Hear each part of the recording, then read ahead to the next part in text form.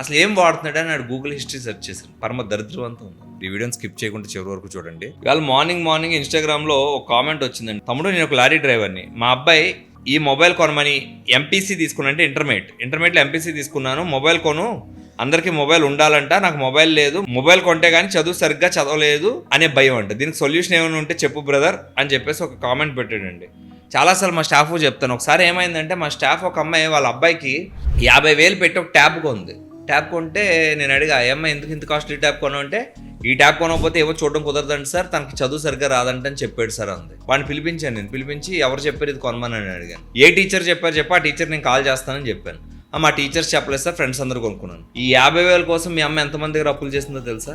50,000 కోసం అమ్మాయి 3 అడిగి అప్పులు చేసి డబ్బులన్నీ పోగేసి కష్టపడి నీకు ట్యాబ్ కొంది. అసలు ఏం వాడుతున్నాడని నాడు గూగుల్ హిస్టరీ సెర్చ్ చేశాను. పరమ దరిద్రవంతం ఉంది. పేరెంట్స్ని ఎలా మోసం చేస్తున్నారంటే, పాపం ఆయన ఏం చెప్పాడు, నేను ఒక లారీ డ్రైవర్ని బ్రదర్, ఆయనకేం తెలియదు కాబట్టి వాళ్ళ అబ్బాయి చెప్పిందా వినాలి. స్కూల్స్కి వెళ్ళి మాట్లాడలేరు చాలా మంది పేరెంట్స్, ఎందుకంటే స్కూల్స్కో కాలేజెస్కి వెళ్ళి అడుగుతా అంటే వీళ్ళకి చదువు రాదనే నామోషితో వెళ్ళలేరు. ఇలాంటి వాళ్ళని ఆసరాగా తీసుకొని పిల్లలు ఏం చెప్తున్నారు, మాకు ఇది అసలు ఎందుకు చదవలేరని ట్యాబో ఫోను లేకపోతే చదువు నాకు అర్థమవుతలేదు. కంప్లీట్గా ఏదైతే ఈ మొబైల్స్లో హోంవర్క్స్ పెట్టడం ఇవన్నీ ఉన్నాయి, ఇవన్నీ అవాయిడ్ చేస్తే పిల్లలకు ఒరిజినల్గా నేర్చుకోవడం వస్తుందనేది నా అభిప్రాయం. అలాగే ఎవరైనా ట్యాబ్స్ కొనమని ఫోన్స్ కొనమని చెప్పారు అనుకోండి, ఏ లెక్చరర్ చెప్పాడు ఆ లెక్చరర్ని కాలేజ్ ప్రిన్సిపల్ని కన్ఫర్మ్ చేసుకొని, బాబు నా జీతం ఇది, నా పరిస్థితి ఇది, మీరు కొనమంటే నేను కొనలేను, మరి ఏం చేయమంటారు అడగండి, వాళ్ళే చెప్తారు సొల్యూషన్. అవసరం లేదు సార్, పలానా బుక్లో ఉంటే నేను చెప్తాను చదువుకోమని చెప్పేసి.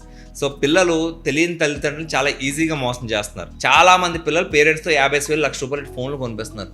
ఇప్పుడు కూడా నాకు ₹1,00,000 ఫోన్ కొంటే ఒక 4 5 వాడాలేమో అనుకుంటాను నేను. అలాంటి ప్రతి సంవత్సరం ఫోన్ మారుస్తారు. ఎలా మారుస్తారు అర్థం పోనీ, ఏదైనా సంపాదిస్తారంటే రూపాయి సంపాదన ఉండదు. ప్రతి సంవత్సరం ఫోన్లు మారుస్తారు, కొత్త బట్టలు కొంటారు. ఈ అన్నిటి డబ్బులు పేరెంట్స్కి ఎక్కడ వస్తుంటే, పేరెంట్స్ ఎలా పోయారు అనేది వీళ్ళకి అనవసరం. వీళ్ళకి కావాల్సిన వీళ్ళకి జరిగిందా లేదనే పాయింట్లో చాలా మంది ఈ రోజు స్కూల్ లెవెల్లో, ఇంటర్మీడియట్ లెవెల్లో, ఇంజనీరింగ్ లెవెల్లో పిల్లలు ఉన్నారు. ముందు అసలు మీ పేరెంట్స్ దగ్గర మీకు ఫోన్ కొని స్థామత ఉందో లేదో చూసుకోండి.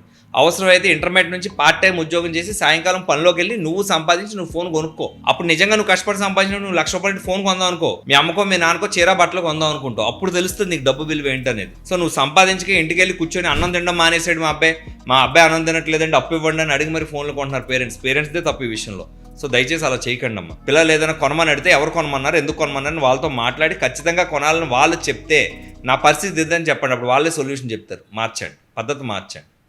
Please like, share and subscribe Giant Media AP and Telangana.